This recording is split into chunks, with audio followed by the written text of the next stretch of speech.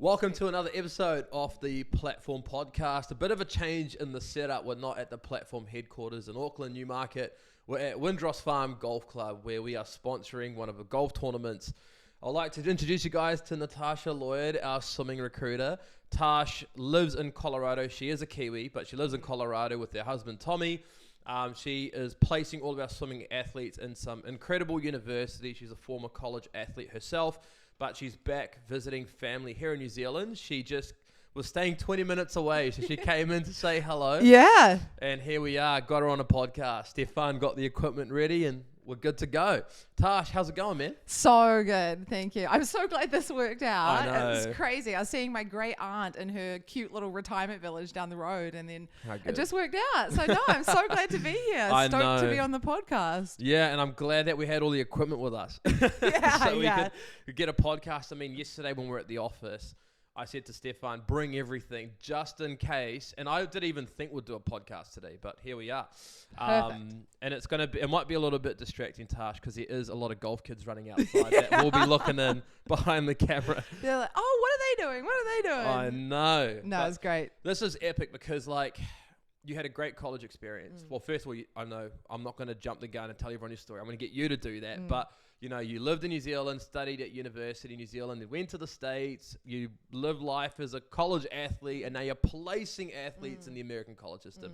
Start from the beginning. Where you're from? I know a few people that follow us know who you are, but tell us where you're from and what sport you do and how'd you get into it? Yeah, awesome. Okay, so I'm Tash. Like Amrit said, I'm the swimming recruiter for Platform, and I am from Christchurch, so I am a Kiwi, even though I've been in the US for 10 years. So some people say I'm starting to sound a little bit American, but... Nah, you do not. You do not. Good, You're okay, good. so I'm still Kiwi, yeah. So from Christchurch, swam at a small little club, North Canterbury Swim Club. If there are swimmers out there, they'll know my coach, Bridget. She is still the coach, which is lovely. I caught up with her the other day. Did ya? Cool. Swimmers out there just know how much your coaches can mean to you. Like, I haven't swum in years and I still catch up with Bridget because she's like a second mom, you know. Yeah. She carried me through and took me to the point where I could go to college. Did you swim with her like at quite a young age, like in your so young, early like teens? 6, I think. Oh wow! Okay. So from like 6 to 17 when I moved to America. So she's pretty much like another parent for you. Literally. Yeah. Literally. She's asking me questions things that only my parents or my coach would know. Yeah. You know, it's amazing. So don't take for granted your coaches, because they are the ones that help you get these opportunities. No, 100%. It's like, that's why we like working with a lot of the coaches as opposed to like messaging athletes on Instagram saying, come work with us. Because like these coaches that we work with, like the kids trust them so much, and it allows the coach to trust us. You know what I mean? Like if Bridget trusted a recruitment agency and said, hey Tash, go talk to them, you would. Yeah. And then it allows a recruitment agency to trust the athlete because of that coach as well. Absolutely. Goes both ways. Yeah. And because New Zealand is little too. So you have to, it's all built on trust. It 100%. is. It is. And Bridget was part of my journey, which I'm thankful for. And so, yeah, I swam at North Canterbury. I was with Bridget until I left. So I went to Auburn University. For those of you that know swimming, you know, that's a pretty big Division 1. Massive school across all sports. Yeah, it really is. It's amazing. Huge. And across, it's an amazing school. And so I was very fortunate to get an incredible experience there as a swimmer. And we had lots of foreigners on the team. So I used to love hearing all the languages that would be spoken. It was so beautiful. We had flags from all sorts of countries. So I swam there as a breaststroker, continued to swim for New Zealand as well. And I think that was so magical that I could be this Auburn swimmer and swim for Auburn during the college season, but then I could keep swimming for New Zealand as well. And I think that's a big thing that there's this misconception about, that like, yeah, people think when you go to college you're out of sight, out of mind. Yeah, that's but you're not true. It was your choice, right? Like if you want to go there and not continue competing, swimming, racing for New Zealand, that you can do that, but you can also thrive. Like I had friends that went to the Olympics during their college experience. For me, I went to Worlds right after I finished at Auburn, or I went to World University Games while I was at Auburn, but I was representing New Zealand, and it's such a cool thing. I remember these moments where I used to race with 2 swim caps. That doesn't mean much to like you, but for a swimmer, especially with long hair like mine, you can sometimes wear 2 swim caps because it really like cinches down your hair. Yeah. And I used to wear an Auburn one underneath, and then my New Zealand silver fern when I would represent New Zealand, because That's it was so cool. Yeah, because it's both, right? Like Auburn is part of who I am now, and but it also led me to be able to continue representing New Zealand. But also Auburn's now why I can speak to our athletes and help them with their journeys, because I went through it. I mean, jogging back a few years before you went to Auburn, you studied in New Zealand, right? Were you at Canterbury University for a little while? Or? No. So I went straight Or did you go out. straight as a freshman? Yeah. And so going over there, like as a teenager, you broke New Zealand records. You did extremely well as a breaststroker. And then you got access to some pretty cool training facilities here in New Zealand. I bet you spent a bit of time at the AUT Millennium Pool. And then you go to Auburn University, a D1 program for athletes that have got no idea what it's like. Tell us the facilities at Auburn. Oh, it is out of this world. Honestly, we had a 50-meter indoor pool, a 50-meter outdoor pool, plus another indoor 25 yards. That's a whole nother story, but 25-yard pool. And actually our 50-meter indoor pool was actually like 75 meters. So it was a 50-meter pool plus a 25-meter with a full Olympic diving situation, so that there was the 10-meter diving board. Honestly, this place is huge, and it is the biggest facility I had ever seen. And to have indoor and outdoor pools, and the gym, oh my gosh, I was in love, because I always loved the gym work. And it was huge. It had like a field in the gym area. Like an artificial grass. Yep, Like a full field of artificial grass next to the weights. Was it like the length of like a soccer field? Or Yeah. Wow. Huge. Wow. And then next to it, there's like 25 squat racks in a row, you know? Yeah. Amazing. So it sounds absolutely horrible. Yeah, no. That's incredible. You could safe to say it's like probably the best swimmers playground that you could possibly have. Yeah. How are the coaches though? Like, did they have any experience competing professionally? Yeah, so that's one of the other things that really stands out to me about US sport in general, but I can speak only mostly to swimming, is that so many of these coaches are Olympians. And there's world champions, there's all sorts, but most of them are Olympians. Like, it is really incredible. So you're surrounding yourself, you're being coached by people who were previously the best in the world, or the best in at least the college world, and it's just amazing. So I had multiple coaches who were gold medal Olympians, and in those cases, if they weren't, they were at least making the national level for their sport, for swimming during their college time. So a lot of them were collegiate athletes, and it's just amazing. And a lot of college teams, not all of them, but a lot of college swim teams have multiple coaches too. And I think that that's a huge value, because coming from little old New Zealand, Bridget, as I've already clearly stated, means the world to me. My coach. Another family member for you. Totally. Yeah. But she's one person. And to be able to go to a place where there are multiple coaches, there's multiple minds at work. People can look at things differently. They bring in different experiences. Plus you've got the gym coach. Plus you've got the strength and conditioning coach. Did you have like a nutritionist or anything like that? Yep. Nutritionist. We had so many resources available to us. So we had multiple swimming coaches. We had a strength and conditioning coaches, 2 of them. Nutritionist. We also had a sports psychologist and a sports counselor available to us. We had a physical therapist. There was a sports doctor specifically hired to look after athletes. And so it's just amazing. It's set up for success. That's incredible. I mean, it sounds like you had a really good system, and I think it's important for a lot of athletes to know that it's okay to leave New Zealand, because you can still have the opportunity to be a really good athlete. Because I think at the moment there's a stigma around athletes. If they leave their home country, they're not going to get selected to represent New Zealand. But I feel like sometimes the support in the home countries can't compete with the amount of money that the Americans have and the support that you can get. Yeah. I mean, one of my brother's one of his closest friends is Zach Reed. And I talk to Zach all the time about this, and I'm like, what do you get access to here? And he said, like New Zealand swimming's great. Like they try their best for us, but they talk to some other swimmers that have gone to the US, and some of the resources over there must be really nice. Like Zach has to financially help support himself, etc. So, I mean, what's your comments around that? Because there are some parents that are nervous, and in their right, there are some parents that are nervous sending their kids to the US because they think they cannot be a professional athlete. Yeah, absolutely. It's such an interesting one. So I definitely always want to start with everyone's journey is different. And for some people, that America won't be right. And that's okay. But there are so many opportunities over there. And my biggest belief is, how hard would it be to live with your decision if you get to 30, 40, 50, you're 75 and you go, man, what if I'd tried? I'm that guy. Yeah. I wasn't trying to point fingers. But what if, right? And so why not try? Because here's the other thing too, is that contracts aren't permanent. And why not go over?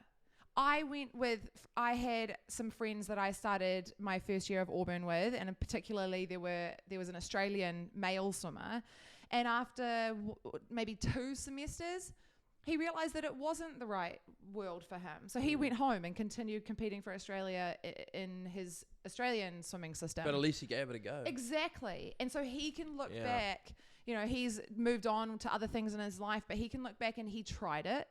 But for all of those other people that were nervous that moved over with me at the same time, and, you know, we're all these freshmen starting out new, we were all nervous and we tried it and we fell in love with it. And so how lucky that we tried. That's the difference between us as a company and other agencies. We're not here to say college is for everyone, because it's not. My brother is a pro tennis player, one of New Zealand top tennis players, and he didn't go to college, and he had offers on the table. Yep. Now, I mean, I was in that category. Like, there was no education around the college system. Me being from New Plymouth and being a tennis player, there's nothing there. Yep. And I didn't go to the US, and that's the reason why I started Platform Sports. But I always think, man, like, how far could I have gone in the sport if I had the support and the resources that some of my friends that did go to the US have? Yep. Because I feel like I could contribute enough to the sport to go, you know, a little bit into the professional system, especially in doubles. But now I can sit here saying, well, I wonder what could have happened. And some of our athletes that are in the US, you know, they don't have that wonder because they're actually out there living it. Totally. And the other part of it too is again, we acknowledge that the US is not for everyone, and we know that, and that's okay. That's fine. And that's part of athletes finding themselves and asking themselves questions about that. And again, even if you're on the fence, I'd say try it, because who knows? But the benefits that come from it, like, I could go on forever if we're talking about benefits. There are so many benefits to going over. But one of the biggest things to ask yourself is, if I stay in New Zealand and train at the level that I need to be like my best athlete self, what does university look like? Probably a paper, maybe 2, like part-time for sure. Whereas over in the US, the system is in place so that you are supported as a full-time athlete and full-time student. It's so built around the student totally. athlete, right? So you're coming away with this unbelievable athletic experience and also a degree. So if you get to the end of your 4 years of eligibility, so you graduate from a university as an athlete, but you've also got a degree, maybe you go pro in your sport. Maybe you don't. Maybe you go, you know what? I'm done now, and I want to move on to the next phase of my life. How cool that you now have a degree and can get going straight away. Whereas the challenge with New Zealand is that if you're going to be that higher level of athlete, and it's not New Zealand's fault, we're just little. Like, I live in Colorado. There is the same amount of people in Colorado. This is a fun fact. I Googled this the other day. There's the same amount of people in Colorado as there is in New Zealand, right? So, like, New Zealand's just limited. And so they just have these opportunities. Yeah, fun fact, eh? That's wild. Yeah. That's a good one to use, eh? That's nice. But I mean, I think that there's a lot of opportunities in the States, but also not just developing as a swimmer. Like, there's a lot of advantages developing as a sports athlete. It's a lot of personal growth opportunities as well. I mean, we've got athletes, right, that were very quiet. We won't name them, but you know who I'm talking about. Very quiet, like, wouldn't even look you in the eye when they have a conversation. Yeah. Now I've seen them coming back to New Zealand, and they're giving me hugs. They're saying, oh, college is so good. They're telling me all these cool experiences that they're having. You see them on the gram at the universities that they're part of, and seeing them, like, being personalities. Just seeing the transformation is just incredible. And talking to their parents and seeing how happy they are is the reason why we do this. Totally. Yeah. Yeah. I love seeing the growth in athletes. And it is because it's a hard thing. Very it's not hard easy thing. to go No. over to the other side of the world, but you're immersed immediately in this world of friends and you're all trying to figure it out, and you have this family of teammates handed to you on a platter, and you grow with that. And Yeah. it's so beautiful. It's such an amazing journey that not many other things can... There's no other activity that can really give you an opportunity like that. Like sport does that. Yeah. I got something to ask you. You've competed in New Zealand events, in nationals, parents, kids supporting you, cheering against you. It must be very loud at some of these swimming venues. What's it like, though, in a college environment? Oh, my gosh. That's This is what I my want to know. favorite. Yeah. Seriously. So for a swimmer that can understand this, so even at a dual meet, and so a dual meet is when one college is competing against another. So there's not even that many people there. There's not that many people in the stands. It is so loud. Like people will be getting, like your teammates, you're standing behind the blocks and your teammates are like smacking their kickboards on the wall at the other end. Or like you're literally, as a breaststroker, so I'll be doing breaststroke and then my teammates will be at the end of the pool so I can like see them when I'm breathing. And they're smacking the wall and they're going crazy, and it's so fun. And talk about creating this environment that lifts you up to be your best in that moment. And if we want to talk about loud, then conference championships is nuts, because basically conference championships is the pinnacle event for swimming, right? So that's when all of the schools in the conference come together. Oh my gosh, the best way I can explain it is when you're standing behind the blocks, you have your swim cap on, and usually your cap goes over your ears, and the sound is like reverberating between your ears and your swim cap, because there is just so much sound. You can't hear yourself think. It is just a sound. It is just like a sea of sound, and everyone's going nuts because they care. They care about you. They care about your team, or maybe they're caring about the person next to you. But it is so loud. It is such a fun environment. That's so it's so epic. loud. That's so epic. And like when you're walking around campus, did you feel like a celebrity? Because like people must have been up to me like, "Hey, well competed the other day, great meet." Like, yeah, for sure. I must say that swimming on the like coolness scale is lower down. really? Yeah. You would think being in America, like, because obviously they dominate in the Olympics. You know, Right. it's quite a big sport. It is in the college, and obviously still being a student athlete is a huge sort of, I don't want to say status. I don't want to I don't know what word to use, but Goated. yeah. Yeah. But it is a status actually to be a student athlete, and so to have that clout is quite a big deal. And there's a lot of pride even wearing your sweats, which aren't you just pull on your sweats after you've trained and lifted and going to class. People notice when you're an athlete. Yeah, for sure. And I mean, your journey's been quite interesting, hasn't it, Tash? Because like you started dating someone in your swim team, didn't you? And now you're married to the guy. I am. That was, yeah. Well, Shout out Tommy. yeah. Hey, Tommy. So yeah, I dated a guy on the Auburn swim team, and then we're married happily. Yeah. Coming up on our 4-year anniversary, which was wild. That is but so cool. There's much to the coaches discuss, like originally, because I mean, teams. It's kind of like they say, don't date in the workplace, Yeah, right? yeah. Because if things go wrong, Could affect the dynamic. could affect everyone. It could be nasty. It could be, whatever. You don't want that awkwardness in a staff room, and so that was kind of the general rule with swimming too. But we disobeyed that, but thankfully it all worked out. Yeah, and like he was an incredible swimmer, right? So he was like one of the top juniors coming out of Oregon, is that right? Yep. And he had an incredible career, and there's like this epic photo that I see on Google of him like doing the biggest fist pump. Oh yeah. Yeah, I and know. I get hyped when I see that. Hey, I'm like, damn, I wish I came to one of your meets. Yeah, he was Yeah. a very good breaststroker. So he was one of the youngest to ever go to Olympic trials as well. So Really? Yeah. I didn't know that. Yeah, so he was Wow. a very good breaststroker. We were both breaststrokers, so that's just a funny coincidence as well. And like I remember back in the day, you did a podcast with two other swimmers one guy was from Argentina. Yep, Argentina and Guatemala. Yeah, and they both went to the Olympics, right? Yep. So for those that say if you go to college you can't go to the Olympics, shame on you. You can. Absolutely. I cannot tell you how many of my teammates have the Olympic tattoos. Really? The rings. Yeah, most of them. Like I was kind of the like odd one out that I didn't quite make it. You know, I got to Worlds, but never got to the Olympics. But so many of my teammates have the rings, and it's amazing. And they're all representing. What college was it, Tash, that one of our athletes interviewed? Actually, I know who it was. It was your former roommate, the University of Florida coach. And I think Melissa Cohen was having a chat with her, one of our student athletes, and Melissa's like saw behind your friend, the assistant coach. Yes. Yeah, I'll let you finish that story. So cool. So, of course, college coaches, the biggest achievement they can ever share is that some of their athletes have gone to the Olympics. Even if it's not for America, they're not doing it for America. They're doing it to build their swimmers.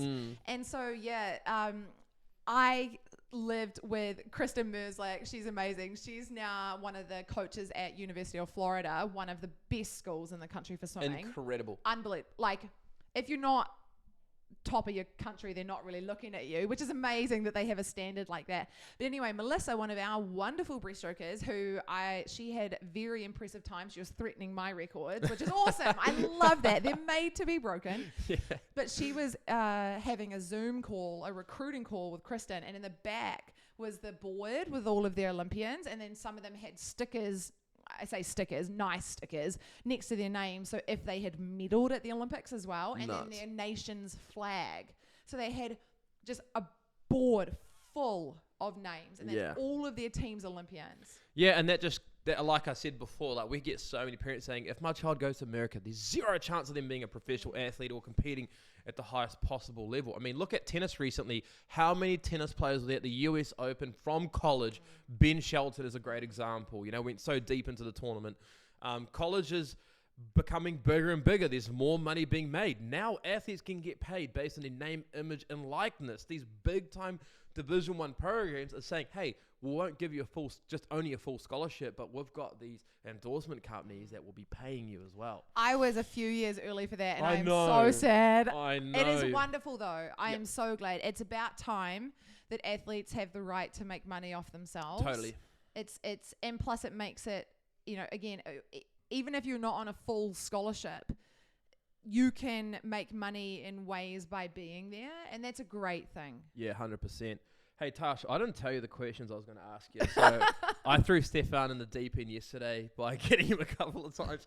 But I'm going to ask you, okay, what is your wildest college experience as a swimming athlete? What is something where you're like, that was totally epic, or you were extremely nervous, or something that really stood out for you in your college career? There's a couple. So I'll start with one that was bad, but it shows everyone that like life goes on. Okay, so go on. I went over, and obviously Auburn is a very big school, and I got there, and so I moved over in January. So for people that don't know, you usually start school in August because that's when the year starts. But I went over in January because they wanted me there, and that was kind of the deal with my scholarship. And so it meant that I only had about 6 weeks between moving there and prepping for conference. And Auburn's in the SEC, the Southeastern Conference, which is arguably the most competitive swimming conference in the nation. And they put me on the A relay, which means like I was the breaststroker chosen for the Auburn women's IM relay. And I jumped, which means I left early before my teammate touched the wall. So I disqualified the relay in the finals at conference. That's tough, man. How did you feel with that? It was not good. But you know what? And the reason I jumped is because I was so nervous. And you would have had so much adrenaline going through your Oh body. my gosh. Like, and this is talk about like the sounds and everyone's screaming and the entire Auburn team is there cheering you on, and I left early. And swimmers will know what that feels like, and it is so painful, and I kind of knew I'd done it even as I was diving in, because I saw my teammate kind of touch, and I was like, that's gonna be really close. And that was my first time really on an Auburn relay, and it was at conference championships, and we were meant to, in that race, we were meant to qualify for nationals. Yeah. So How did we your had coaches to- help you through that? Because They obviously you were would have felt amazing. guilty. Oh yeah, Yeah. awful. Yeah. It's not a good thing. No. Yeah. But my teammates were amazing. My coaches were amazing. So what we had to do was we warmed down. We sort of regrouped, and they said, right, when the meet finishes tonight in 45 minutes, you've got to do a time trial because this is how we qualify for nationals. So you've got to do it again. So I had 45 minutes to rewire my brain. I had 45 minutes to calm myself, re-warm up, get back together with my team, have my team trust me, and have me trust myself and my team. And it was amazing. And we did it. And we got in, we did a time trial, and we made the time, and it was beautiful. And the team was still standing there, and they still loved me when I got out. And that was a really powerful moment. And that was within 6 weeks of moving to the other side of the world. No mum and dad. No mum and dad, like with these people with crazy American accents. But that was really powerful. And that was right at the start of my swimming career. So I'd say that was one of the craziest moments. And it wasn't necessarily... I mean, the start of it was, I thought my life was over, but it turned into something beautiful. And that from that moment on, I realized that they're my family. And also, Tash, like, you're human. Humans make mistakes. You know, you're not meant to get it right every single time. Yeah. And, you know, if you look at everyone's career, whichever sports athlete you look at, there's peaks and troughs in it. And I think whenever there's something that happens like this, it's how you bounce back from it. And what makes it easier bouncing back is the support mechanism that you had. Absolutely. So that's incredible that your coaches are so supportive about it, because it will be really easy just to like throw it in the towel. Yeah. Or they could have just been like, well, you don't get to be on the A relays anymore. See you later. But they didn't. That's and they so knew, good. and they rallied around me, plus the teammates. And it would have been really easy to be annoyed at me. But they weren't. And that was beautiful. So I would honestly say that was one of the craziest moments. And I'm kind of thankful it happened so quick, so early on, because it just showed me what I was a part of. Yeah, cool. That's awesome, man. Because especially because you're so far away from home, knowing that you can rely on them and they've got your back is massive. And this is like something that I kind of want to like steer this conversation towards, because yesterday when we did a podcast, Will and I actually spoke about mental health for quite a while, because it's such an important topic, and I feel like we don't address it enough, and I think it needs to be discussed more. How did you deal with that? Because there would have been times where you would have been stressed academically, stressed competing-wise, stressed not making, you know, the New Zealand Olympic team. How did you deal with that as an athlete, as a student athlete? Yeah, good. I'm really glad that we're addressing this, by the way. I think it's so important, and people are slowly starting to do better with talking about this, but we need to make it more mainstream, you know. Definitely. We should be speaking up more about it. I spoke about things that I was dealing with yesterday on the podcast. Yeah, you know? It's important. It's great. And we got to create that transparency so that people know it's normal to be going through this stuff. So yeah, there's highs and lows, no doubt. I went through homesickness, and went through times where I was extremely nervous. You know, I had this kind of like trauma situation around relay exchanges, because so for a long time after when I jumped that relay, a long time after, I was really, really hesitant to be put on the relay, and I had to rebuild my trust in myself. Yeah, to build know, that confidence back up, right? And so there's a couple of things. So one, it was a really big deal for me having a couple of other international swimmers on my team, because when I was feeling really, really homesick, they sort of had this system where the older swimmers would take us younger foreign swimmers out for just like ice cream or lunch, or so there was kind of like a buddy system. I was gonna say that. Yeah, almost like a buddy system, and that was really beautiful. And that's not necessarily something that's integrated at every college, but Auburn did that, and it made a big difference for me. And so when I was a senior, I identified some of the international students that were having homesickness or having tough days, and I would take them out for ice cream. And so it was beautiful. So we kept it going. So that was a big thing, because you could talk about how you were feeling, talk about something that they understood. Because having that, I've been through it before, right? Exactly. And then another thing was, I went to a sports psychologist at Auburn. Part of it was to deal with nerves, and so and addressing my confidence in my own abilities, and that was a big thing. And the years that I went to the sports psych, you can tell by my results, because I was doing the training was the same, But the difference was the mental training that I'd had, and I had so much more confidence in myself. I could stand up behind the blocks and like smile. And the fact is the teams encouraged it, which is really lovely as well. And there was no secrecy with going to a sports psychologist. It's just like, is it 2:00? I've got my sports psych appointment. It's normal. Like, there's a team when you're an athlete. You got your strength and conditioning coach, you got your coaches, you got your nutritionist, you got your sports psychologist. You have got a team. People need to normalize that. People feel embarrassed about going to a psychologist. Why? Like, it's a sign of strength. I talked about that yesterday in a podcast. I thought it was a sign of weakness when I went and saw someone about a personal issue that I was going through. And I talked to my friend about it. He said, no, it's a sign of strength, bro. You're looking at this at the wrong lens. And now when I started understanding that, I said, okay, it's actually really, really important. Now, my mum's a psychologist. She's got a PhD in psych. Wow. My mum always says that I must be bad at my job because all my kids are nuts. But, I mean, I know I'm the favorite child anyway. Shame Asha and Ajit if you're listening to this. But, I mean, look, I reckon it's really important. But you know what's really important, though, is you can go to a number of sports psychologists, but just turning up to a psychologist ain't going to help you. You actually have to apply what they're telling you. And I feel like you're definitely someone that will take advice to get better and you go and apply it, because a lot of people say, I've gone and spoken to like 8 different psychologists, but it comes to a point, and they say it's not working, but it comes to a point where you have to kind of look within and try and really apply what they're telling you. Totally. It's the same. I took it, the advice or the suggestions or the tools that were provided to me by the sports psych, I took the same as my physical therapist that was telling me that my shoulders were a bit weak and I needed to do these exercises because if I didn't, my rotator cuff would go. Right? Or I was a breaststroker, so I constantly was having like adductor issues with my groin because it's a very powerful breaststroke kick.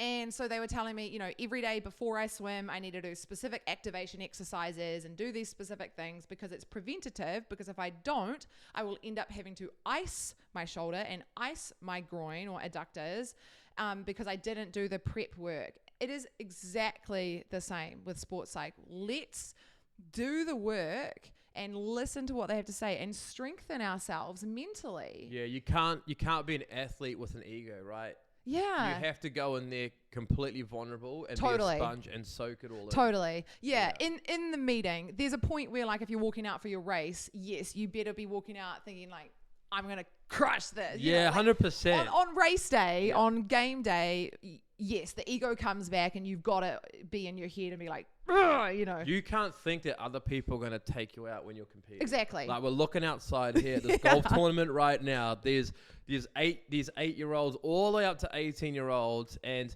it'll be a shame if there were any athletes out there that didn't think they could win this tournament. Right. You know what I mean? Totally. But in the psychologist's office, that's where you're going in and you're saying, how can I be better? How can I be better? Just the same as I would get video recordings of my breaststroke pullout.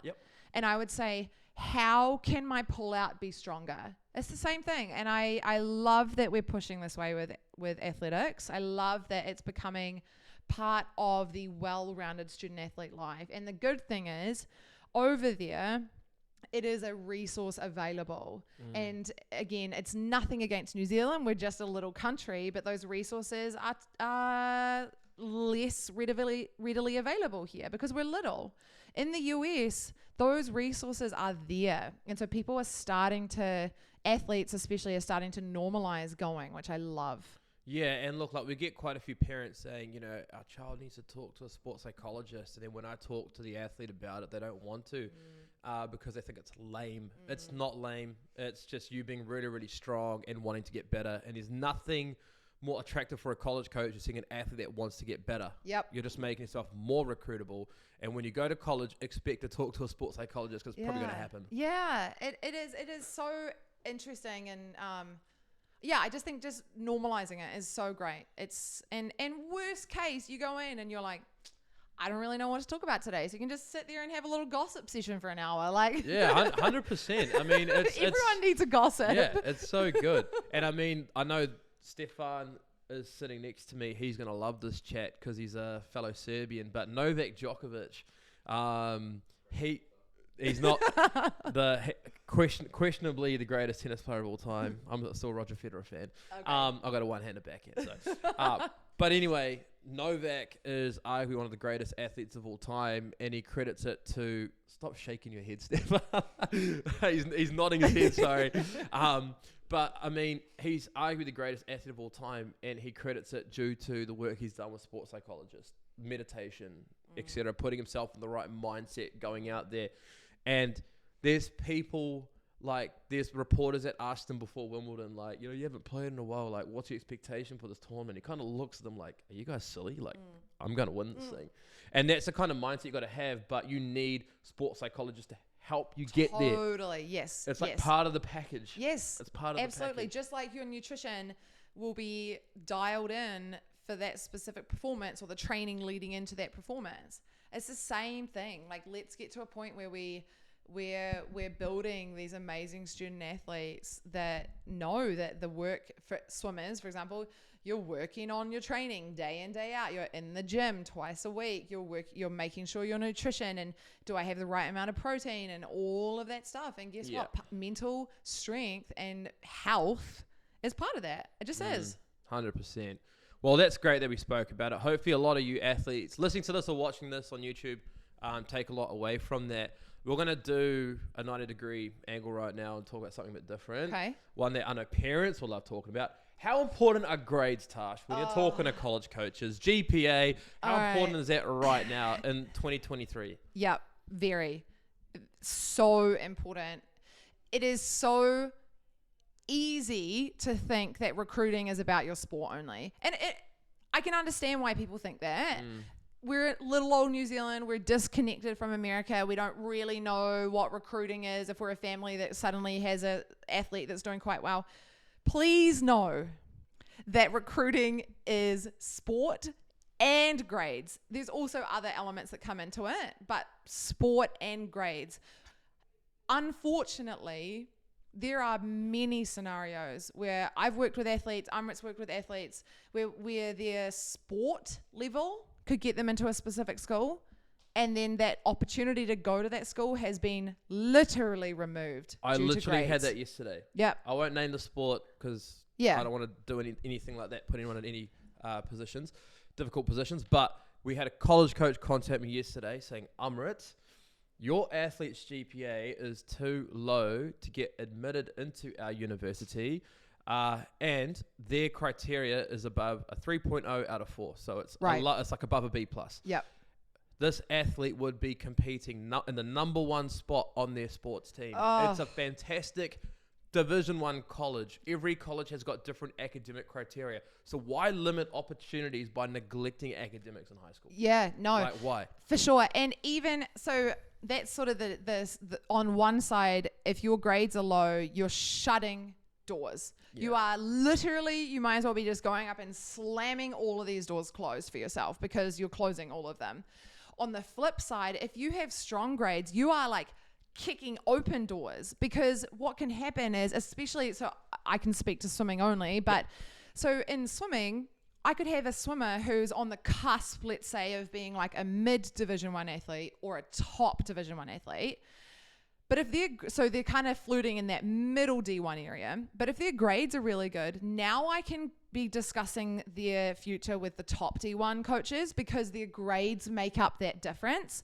So even if their times aren't quite at the level that their school is looking for athletically, the academics can actually open the door. Mm-hmm. And so it literally can go either way. You can be slamming doors closed or slamming them open with grades alone. Yeah, and it's competitive out there. A lot of athletes are fighting for the same spot that all student athletes that are listening to this are trying to get as well. And if, when we have CVs and we have an excellent student in the classroom and an excellent athlete, you're getting a recruiting advantage over so many other athletes. And I know that, Tash, if you were a college coach in America and I said, hey, I've got two athletes, they both got very similar swimming times, but one athlete's got slightly higher grades. Which one are you going for? You know? Higher grades. Absolutely. Less of a headache when they arrive at university. Yep. You know, that they take the academics seriously. They're They're not going to be like ditching class or anything in college. They treat their academics with respect. And also colleges, like their swim teams, tennis teams, soccer teams, they have like the team GPAs that they release as well. And they compete against other sporting codes. They don't want someone pulling their GPA down. No, for sure. So the team GPAs are quite a big thing. Yeah. So, and like at Auburn, the women, yes, we were one team. We were Auburn Swim and Dive, but it's like the women's team and the men's team, and they're always calculating, and they're trying to figure out within the SEC, so within our conference, where does Auburn's team GPA stand? Nationally, where does our team GPA stand? It's a big deal. It's a massive deal. And so that's another, again, it just pushes that gap, because if you have a good GPA, for so many reasons, they're attracted to you as an athlete. And if you have a bad GPA, it is just warning signs. And it's hard, because we've worked with amazing athletes that have lovely personalities. They might even have a flexible budget. You know, they have fast times, or they're a good player, but their grades can just shut it all down. Yeah, and it sucks. And it sucks, because we feel it for I them. know. We get so emotional about about our athletes. Hey, we get so emotional. We spend a lot of time on the phone talking about it. And, you know, getting high grades won't only get them, you know, into colleges, and it won't only make their recruiting profile that much more attractive for college coaches, but it can also keep costs down significantly for them. I mean, by having a high GPA, it could trigger them from being an out-of-state student to an in-state student. Yep. There's loads of stuff like that. So many benefits going into it. And, you know, sometimes it's not the athlete's fault. I mean, here in New Zealand, you know, there's a thing called unit standards, which is like equivalent of only getting a 2.0 in assessments. There's no ability to earn above a 2.0. So by picking the wrong subjects as well, even though you work really hard, can also hurt you. So talk to an expert. Contact us at Platform Sports. We will literally tell you. But there's a reason why it's called student athletes, not athlete students. Academics are so important. And, you know, if you were working with someone like Natasha and she's helping you through the process, like I know Natasha would love to scream at the coaches how this athlete's got a 4.0 and they're going to be scoring times for you, like scoring points for you in your swim team, you know, that sort of thing. So, yeah, I mean, academics are really important. And the other thing I want to talk to you about is, if you were a college athlete today, I asked William this question, by the way, on the last podcast. All right. Because he competed as a lacrosse athlete. So you're a swimming athlete. So we're going to talk about this. You're year 13 in New Zealand, which is equivalent to being year 12 in other countries around the world, if you're listening to this from Australia, etc. And you've got two colleges interested in you. One is a top 10 university. Another university is sitting outside the top 10. It might be ranked 30 or 40 in the country.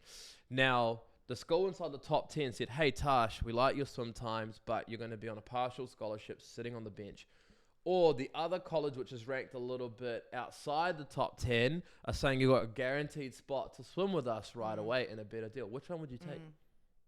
The second one. Yeah. You would go for competing time? Yeah, because so my mind would go, one, my family, so if there's a school that's saying like you're going to sit on the sidelines, or for swimming it would be like you're not going to travel, that means that you're not going to get much scholarship. And so for me, one, I'm thinking money, because let's face it, money is part of life, whether we like it or not. And I know that my family is not in a position to be able to just pay my way there. So that's the first thing. So I need to consider that. The second thing is, I want to be racing. I love racing. You want to compete, right? Yeah, and I want to be on the relays and hopefully not disqualify my team. But like, but I want to be on those relays, and I want to be getting better. And competing is how, obviously you have to train hard, but competing is where you get those times, you get those new PBs. And if my hope would be that I go to that second option that you're talking about, and I thrive and I get faster and faster and I just love it, and I go there for 4 years and I come out better than I did at the start. But the other option that I'd be thinking about is, okay, I'm going to go there because it's financially better, and I'm going to get to travel, and I'm going to get to be on the relays, and I'm going to get good attention from the coaches. I'm not going to be like shunted off to the side. And if I want to, and if I get that much better and sort of outgrow the school, then I could go to the first option that you were talking about and get a scholarship into it. You can get transfer, right? Yeah. You can transfer, you can cross credit. And I think transferring is such a common thing these days. Yeah. And look, like a lot of people say, well, why would I transfer to be loyal to the coach? Well, that coach might leave. Yeah. And there's been a lot of coaches that have left programs, right? That we've worked with in the past. So yep, it's normal. And I do actually want to like put that out there for the athletes. I strongly believe that you shouldn't pick a school just for the coach, because coaches, of course they love their job, they love their athletes, but they are human in a job just like anyone else. If a stronger offer comes along, if someone says, hey, for the same work we're going to double your salary, they're human. They're going to go after those bigger, better opportunities, and things happen. Literally, this week, I've been working with a couple of swimmers where they were talking with a coach, and the coach has now just left. So they're speaking to another coach within that team, and that's okay. That's part of it. But that just shows how frequently it occurs. It's normal. You got to look out for your best interest, and also like if you've dropped time as a swimmer, or if you're a golfer and your tournament average is improved, or a tennis player, your ranking is improved. Like, always look for other opportunities out there. Put yourself first. I mean, what determines the success of a college athlete is the ability to hustle and take opportunities. Some athletes will struggle to tell a coach, sorry, I'm leaving, because they're very, very loyal. But at the end of the day, if you've got an opportunity not only to compete at a higher level, but graduate from a really, really fantastic academic university, that can set yourself up for so much success in the next chapter of your life. You have to take that on board. Yeah, absolutely. And I do understand, I'm definitely someone that feels a lot. So I understand the hesitation of our recruits that say, I don't know how I feel about the idea of transferring. I hear that. I do. But it is your journey, and you've got to think about the fact too that the coaches are recruiting you because you're a puzzle piece that fits into their puzzle. Yeah. And so you've got to think about it in the reverse. Like, if the coach had a better offer come along, let me tell you, they'll take it because they're human. So if the athlete has a better offer come along, if you have a coach who genuinely cares about you, they will support you because they'll see that you're going on to something to help you grow. It's kind of like if you have a job and then a new job comes along and it's this amazing opportunity. If you have a good employer, in the past job, they should say nothing but like, you know what, it's been amazing, congratulations, good luck. Yeah, they want to see you do well. Exactly. And so really coaches should and not everyone's going to react that way. Some coaches are going to be kind of annoyed about it, but that's just part of it. It's part of that recruiting world, and it's a game of chess. It's a constant game of chess. What I've learned in 8 years is that college is cutthroat. It's very cutthroat. Look out for yourself. Look out for your best interests, and make sure that you're protecting yourselves at all times. But always think forward. That's what my dad always used to tell me. Always look forward. Like, what is the next thing you want to do? You know, like when I started Platform Sports, it was just me in 2014, and my dad goes, right, what's the next move? Like, how many staff are you going to hire? So you always got to look forward as a college athlete. What is the next opportunity for you? Whether it's a postgraduate, whether it's a internship at a Forbes Fortune 250 company, like always look forward and chase an opportunity if you can. And if you need any help transferring or just want some advice around it, do know there are strict rules put in place. You can't just start chatting to coaches. So do contact us at Platform Sports, and we can definitely help you out with that. I mean, you're in New Zealand for how long?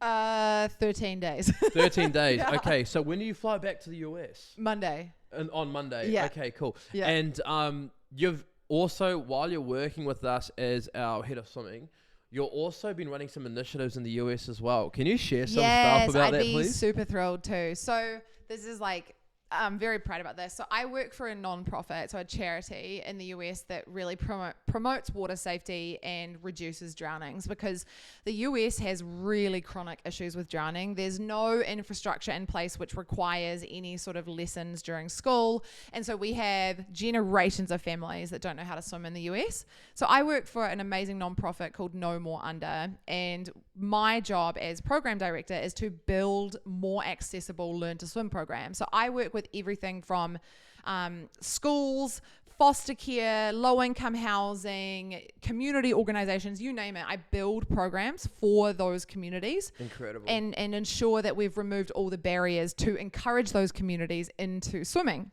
But recently, we've started stepping into flirting with how do we bring learn to swim into college swim teams. Oh yeah, I saw you at University of Denver. Denver, recently. yes, it was amazing. So it's just been a pilot so far. So we're not yet at the point where we're scaling, but we're building towards that. So I built a curriculum and a training manual which empowers the college swimmers to then teach swimming lessons to local children. Wow. And so I got to recently work with 2 colleges, one of them being the University of Denver. They're a big D1 school.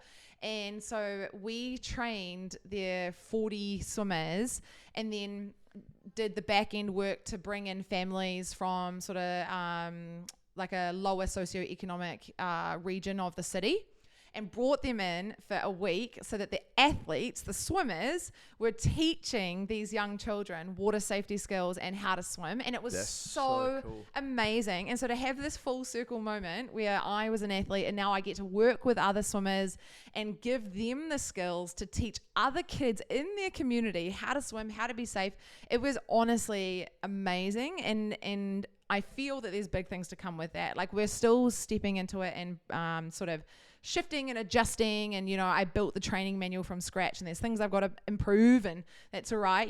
Part of a good thing about being an athlete is you take constructive criticism quite well. There's always ways to improve, right? Oh, definitely. Always. Absolutely, but yeah, it's been a wicked program. I'm so excited. That's so cool. And you could even have even a bigger fuller circle where some of these kids you teach how to swim could be college athletes one day. Oh, that's my dream. That's my dream. Imagine that. Oh, I know.